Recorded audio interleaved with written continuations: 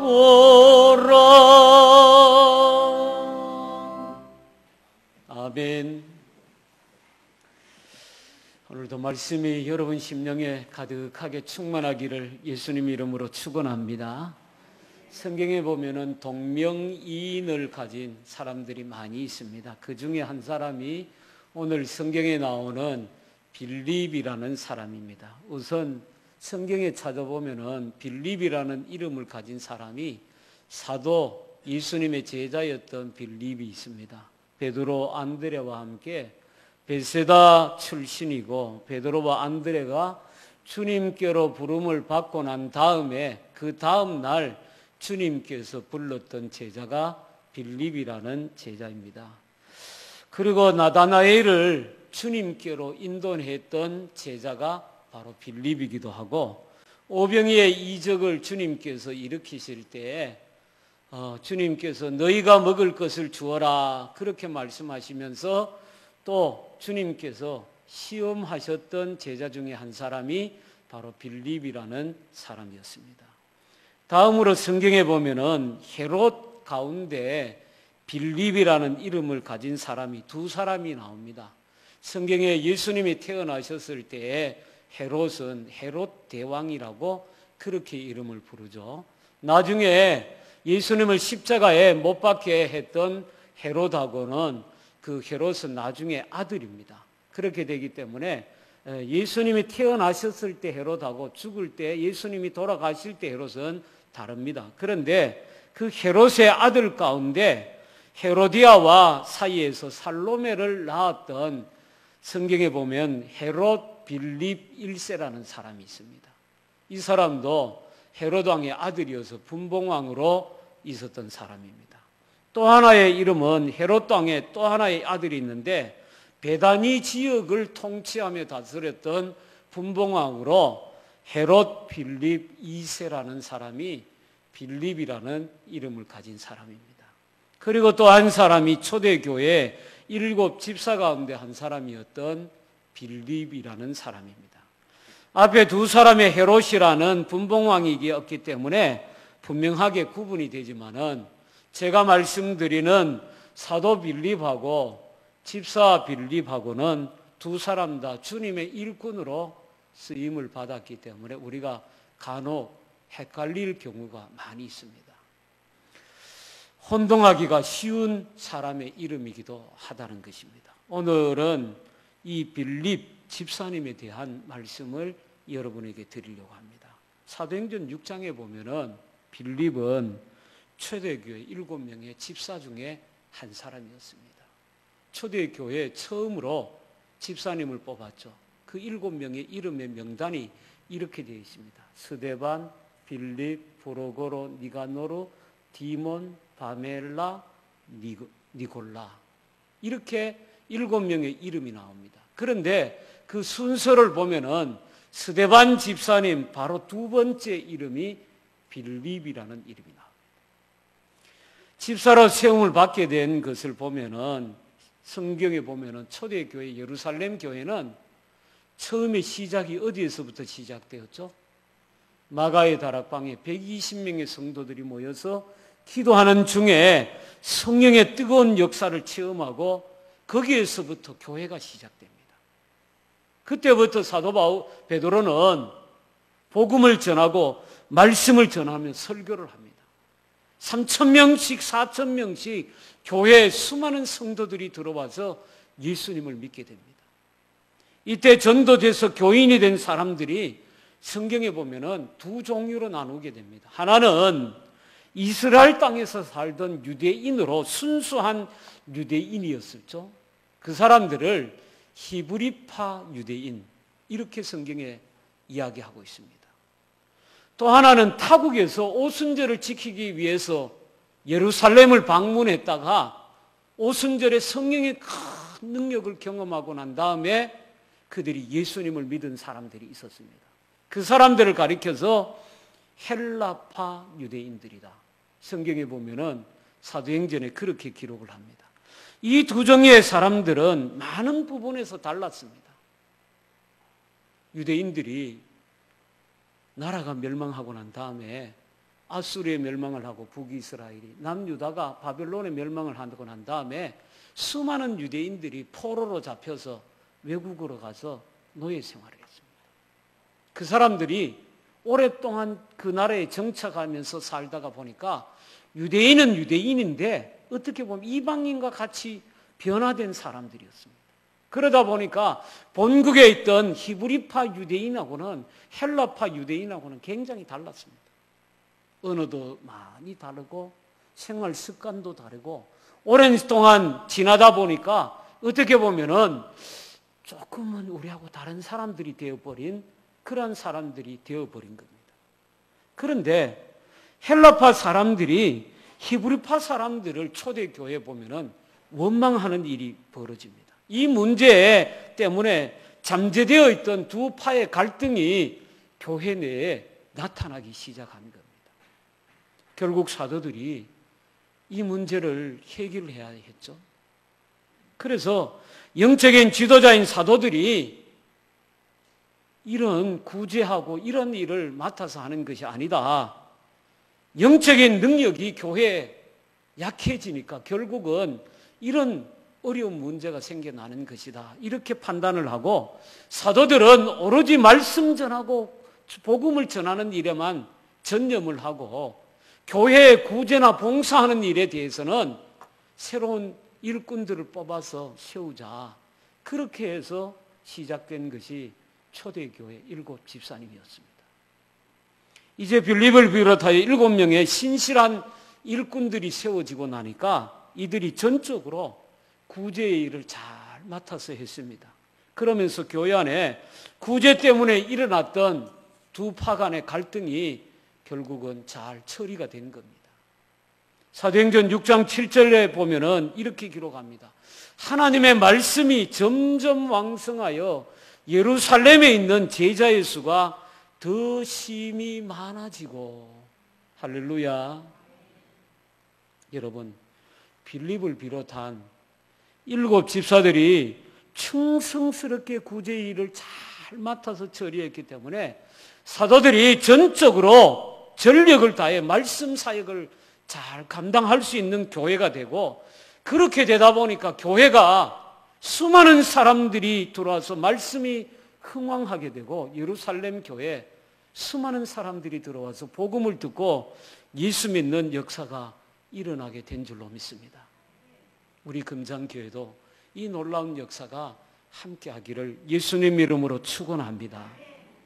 사도행전 8장에 보면은 스데반이 순교를 당한 뒤에 예루살렘 교회는 큰 박해에 직면하게 됩니다. 빌립은 예루살렘에 있다가는 붙잡혀서 자기도 언제 죽을지 모르는 그러한 위급한 상황이 왔습니다. 그래서 더 이상 예루살렘에 머물 수가 없었던 빌립은 어디로 갔느냐 하면은 사마리아 땅으로 갑니다. 그리고 거기에서 또 복음을 전합니다. 사마리아 성에 놀라운 복음의 역사가 일어나고 사마리아에 교회가 세워지기 시작합니다. 사실 빌립은 박해를 피해서 사마리아로 도망을 갔다, 이렇게 볼 수 있습니다. 스데반이 순교를 당하고 헬라파 그리스도인들에게 큰 박해가 일어나니까 빌립 집사님도 헬라파 사람이었거든요. 몸을 피하려고 사마리아로 갔는데, 그렇게 갔다면 사마리아의 땅에서 일단 조용히 숨어서 지내야 되는 게 보통 상식적인 생각일 것입니다. 그러나 빌립은 가만히 있지 않았습니다. 최선을 다해 복음을 전합니다. 그것으로 보내신 하나님의 뜻을 따라 거기에서 또 충성을 다했다는 것입니다. 저는 이런 빌립의 모습을 보면서 주님께서 우리에게 주신 말씀이 기억납니다. 그 주인이 이르되 잘하였도다 착하고 충성된 종아, 내가 작은 일에 충성하였으면 내가 많은 것을 내게 맡기리니 내 주인의 즐거움에 참여할지어다. 여러분, 어떻게 보면 빌립이 예루살렘에서 맡았던 일은 적은 일이라 할 수 있지 않겠습니까? 그 일에 빌립이 충성을 다하니까 주님께서 그를 사마리아로 보내셔서 집사가 감당했던 구제하고 봉사하는 일이 아니라 오히려 복음을 전하는 일에 주님이 사용하신 것입니다. 그러니까 더 많은 것을 빌립에게 하나님이 맡겨주신 것이죠. 빌립이 또 이 일에 충성스럽게 했다는 것입니다. 옛날에 큰 장사를 하는 거상들이 사람을 쓸 때 대부분 이런 방법으로 사람을 썼다고 합니다. 처음에는 몇 배수의 사람들을 뽑아가지고 집안에 두고 일을 시킵니다.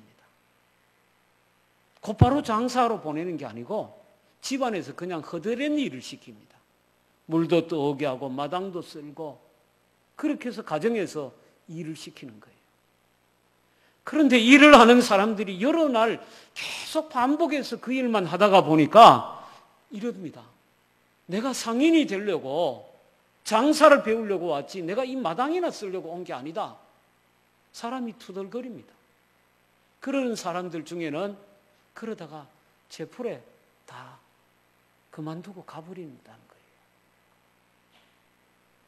어느 정도 시간이 지나면은 이 부자 상인이 집안에 있는 하인들에게 장사를 배우고 온 사람들에게 일을 또 맡깁니다. 너희들 이제 산에 가서 나무를 해와라. 그러면은 그 일꾼들이 열심히 또 나무를 하러 갑니다.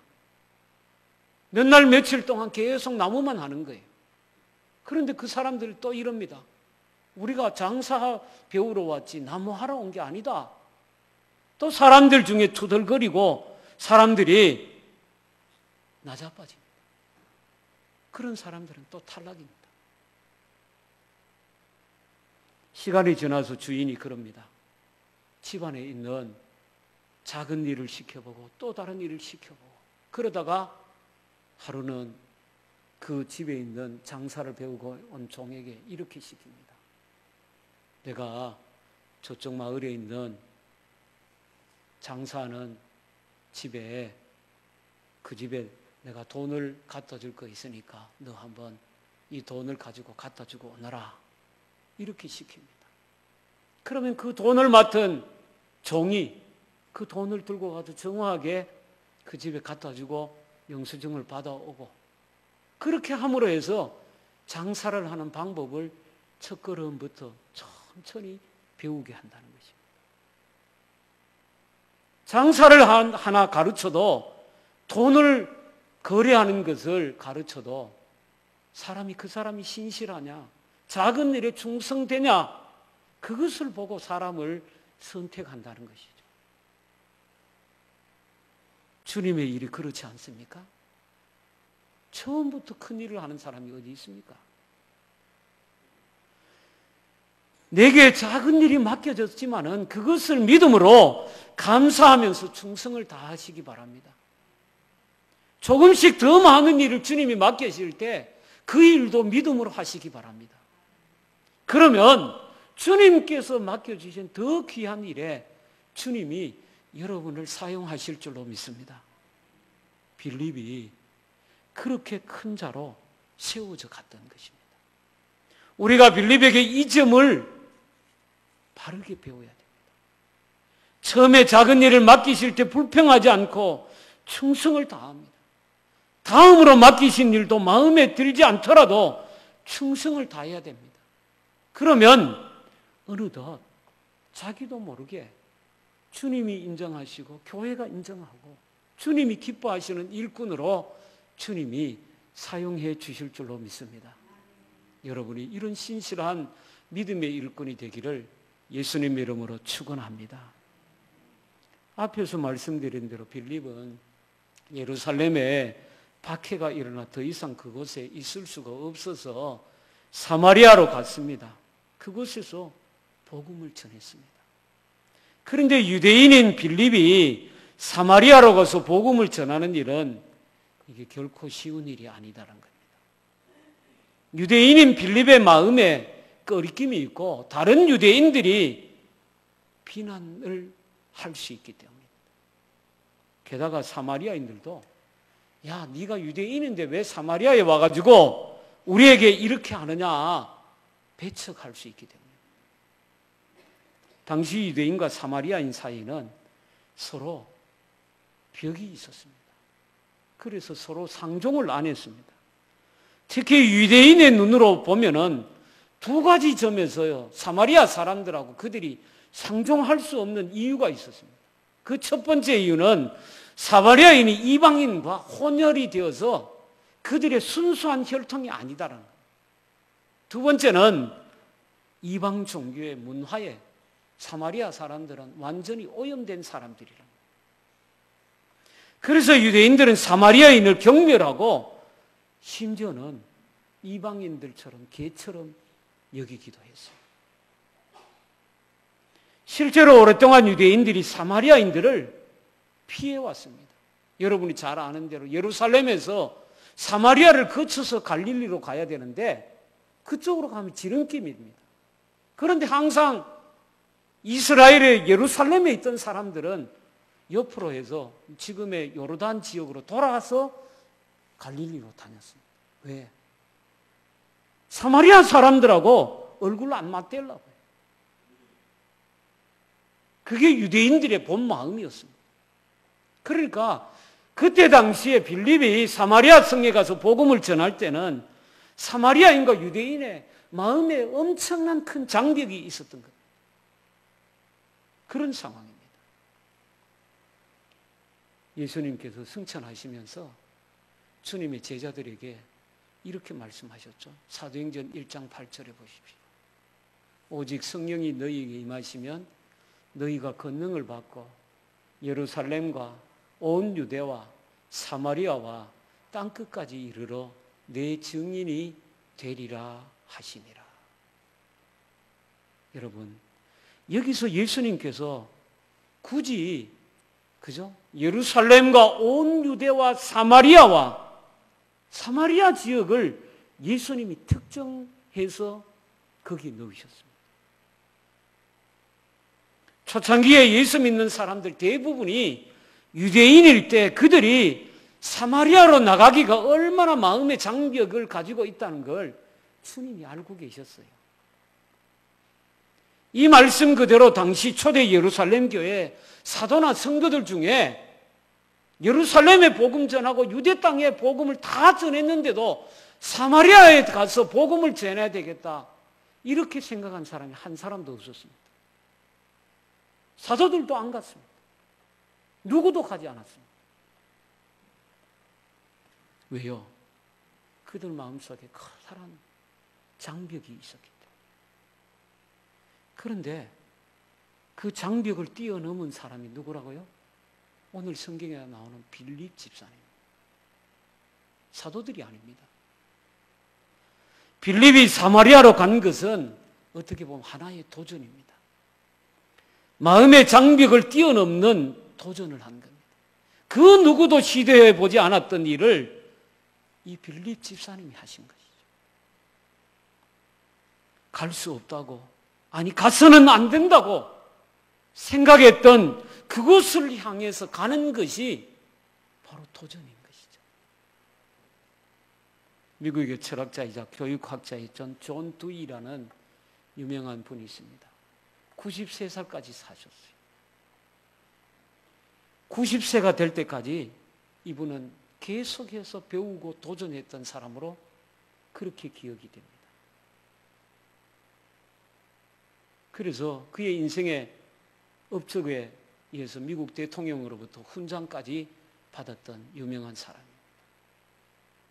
그런데 기자가 그렇게 묻습니다. 선생님은